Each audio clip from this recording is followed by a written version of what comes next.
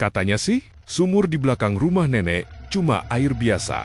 Tapi kenapa tiap malam Jumat Kliwon selalu ada suara minta tolong dari dalamnya? Aku baru pindah ke dusun Sumberwangi setelah nenek meninggal. Rumahnya tua dan di belakangnya ada sumur batu yang selalu ditutup papan kayu. Warga bilang, jangan pernah buka sumur itu, apalagi malam Jumat Kliwon. Tapi malam itu aku dengar suara, tolong, dingin. Suaranya lemah, kayak anak kecil. Aku pikir cuma halusinasi, tapi suara itu muncul lagi, lebih jelas. Dengan tangan gemetar, aku geser papan penutup sumur.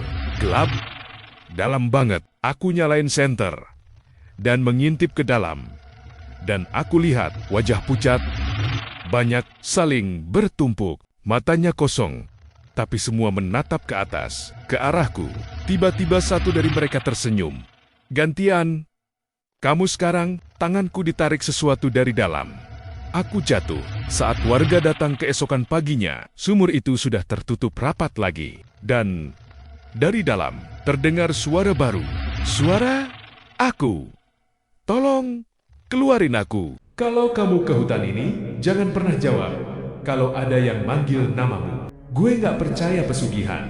Sampai malam itu, gue ikut temen gue, Raka, ke Alas Purwo. Katanya, cuma mau lihat ritual. Tapi pas sampai, suasananya beda, sunyi. Tapi kayak ada yang ngawasin. Di bawah pohon besar, udah ada sesajen. Kepala ayam, kemenyan, dan mangkuk berisi darah. Raka bisik, kalau mau kaya, cuma perlu satu syarat. Tiba-tiba, suara berat muncul dari belakang pohon. Bayar dengan yang kau sayang. Gue panik. Mau lari, tapi kaki gue kaku. Raka malah nyengir dan nunjuk ke gue. Iya, penggantinya. Seketika, lampu senter mati. Gelap total. Gue ngerasa ada sesuatu melilit kaki gue. Dingin, basah, dan suara itu makin dekat.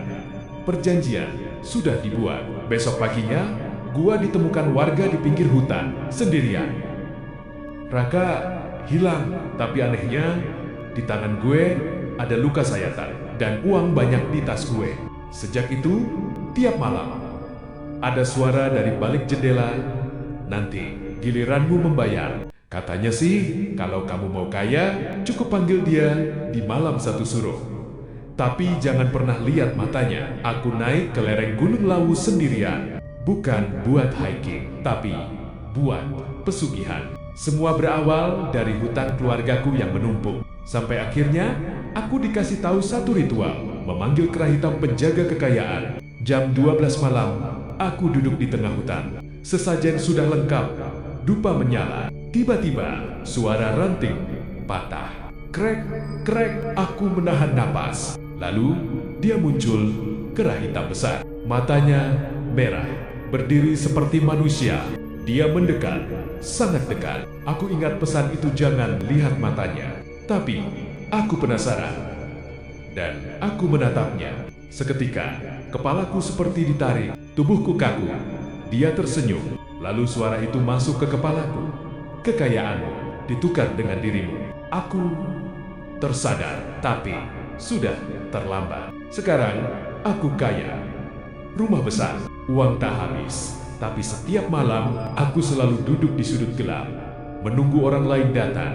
Karena sekarang, akulah kera hitam itu. Aku pikir ini cuma mitos. Sampai aku lihat sendiri, ular putih itu menatapku dari tengah rawa. Namaku Rani. Aku tinggal di desa dekat Rawa Pening. Sejak kecil, aku sering dengar cerita tentang orang-orang yang tiba-tiba kaya. Tapi selalu ada yang hilang setelahnya. Malam itu, aku mengikuti pamanku diam-diam. Dia membawa sesajen kembang, uang, dan darah ayam. Dia berjalan ke tengah rawa menggunakan perahu kecil. Tepat saat kabut turun tebal, aku mengintip dari kejauhan.